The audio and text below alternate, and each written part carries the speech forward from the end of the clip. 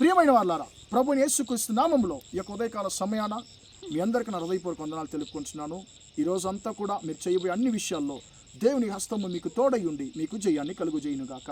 ప్రియులారా, కీర్తన గ్రంథము 34వ కీర్తన 15వ వచనం ఇలా సెలవిస్తుంది, యెహోవా దృష్టి నీతిమంతుల మీదనున్నది, ఆయన చెవిలో వారి యొక్క మొరకు ఒగ్గి ఉన్నవి అనేటువంటి మాటను మనం చూస్తున్నాం. ప్రియులారా, ఆయన దృష్టి ఇక్కడ ఈ యొక్క వచనంలో దేవుని యొక్క కళ్ళను గూర్చియు దేవుని యొక్క చెవులను గూర్చియు ఈ యొక్క వచనము మనతో మాట్లాడుతుంది. ప్రియులారా, ఆయన దృష్టి, ఆయన యొక్క కళ్ళు ఎప్పుడు కూడా నీతివంతులైనటువంటి మన మీద, ఆయన బిడలైనటువంటి మన మీద ఎప్పుడు కూడా ఉన్నవి.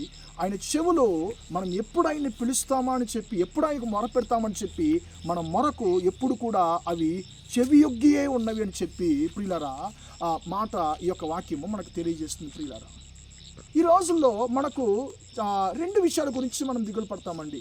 నా యొక్క పరిస్థితిని చూసేవారు ఎవరు కూడా లేరు, నన్ను ఒకసారి చూసేవారు కూడా ఎవరు లేరు, నా యొక్క బాధను, నా యొక్క గొంతు, నా యొక్క కేకలు వినేవారు కూడా ఎవరు లేరు అని చెప్పి మనం చాలా బాధపడుతుంటామండి. కానీ ఈ యొక్క వచనము నిన్ను నన్ను ఆదరణ పరుస్తుంది. ఎందుకంటే ప్రియమైన దేవుని బిడ్డ, నిన్ను చూసేటువంటి దేవుని కళ్ళు నిన్ను చూస్తూ ఉన్నాయి.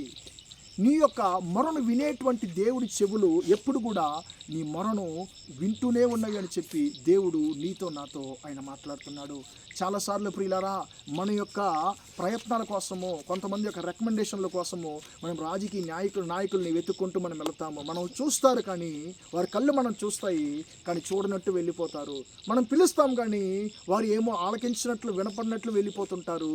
ఇది మనుషుల యొక్క స్వభావం. కానీ దేవుని స్వభావం ఏంటంటే నిన్ను ఆయన చూస్తున్నాడు, నీ యొక్క మొరను ఆయన ఆలకిస్తున్నాడు అని చెప్పి వచనము సెలవిస్తుంది. ప్రియులారా, పరిశుద్ధ గ్రంథంలో చాలా మందిని గురించి ప్రియులారా వాక్యము మనతో మాట్లాడుతుంది. ఇశ్రాయేలీలు ఐగుప్తు దేశంలో వారు చాలా బాధపడుతున్నప్పుడు ప్రియులారా, నిర్గమకాండము 2వ అధ్యాయంలో చివరి 3 వచనం చూసినప్పుడు ప్రియులారా, వారు పడేటువంటి బాధలను దేవుడు యెహోవా చూశాడు అని రాయబడింది.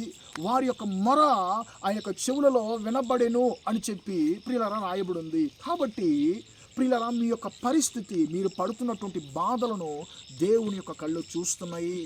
మీరు మొరపెట్టేటువంటి మొరను దేవుని యొక్క చెవులు విని ఉన్నవి అని చెప్పి ఈ యొక్క ఉదయకాల సమయాన దేవుడు మీకు తెలియజేస్తున్నాడు. ప్రియులారా, ఆయన మనం చూసి ఆయన మన మొరను వింటే ఏం జరుగుతుంది?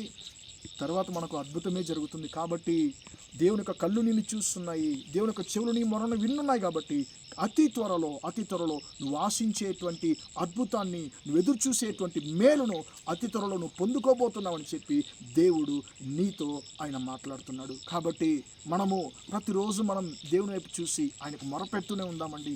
ఖచ్చితంగా ఆయన మన యొక్క మొరను వింటాడు, మన వైపు ఆయన చూస్తాడు. ప్రార్థన చేద్దామా? ప్రేమగల మా తండ్రి, దయగల దేవా, ఇంతవరకు ఈ మాటలు విన్న మీ బిడ్డలు మీరు దీవించండి, ఆశీర్వదించండి తండ్రి. యెహోవా దృష్టి నీతిమంతుల మీద ఉన్నది, ఆయన చెవులు వారి యొక్క మొరలకు ఒగ్గి ఉన్నవి అనే మాట ప్రకారం తండ్రి, మీ బిడ్డలు తండ్రి, మీ బిడ్డలు మీరు ఎప్పుడు చూస్తున్నారయ్యా తండ్రి, వారి యొక్క మొరలకు తండ్రి మీ యొక్క చెవులు ఎప్పుడు కూడా తండ్రి మీరు ఉంచి ఉన్నారు. దాన్ని బట్టి మీకు స్తోత్రం తండ్రి. ఈరోజు తండ్రి వారి యొక్క నానా బాధల్లో ఉంటున్నటువంటి తండ్రి ప్రతి ఒక్కరిని మీరు చూడండి తండ్రి.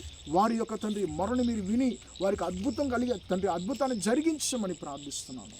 వారి యొక్క కోరికలు నెరవేర్చమని ప్రార్థిస్తున్నాను. ఈరోజు అంతా కూడా తండ్రి మీ బిడ్డలు చేసే అన్ని విషయాల్లో మీ హస్తము వారికి తోడయండి, వారు ఆశీర్వదించమని యేసు నామములో ప్రార్థించి వేడుకుంటున్నాను తండ్రి. ఆమేన్, ఆమేన్. ప్రియులారా, దేవుడు మిమ్మల్ని దీవించి ఆశీర్వదించును గాక. Praise the lord.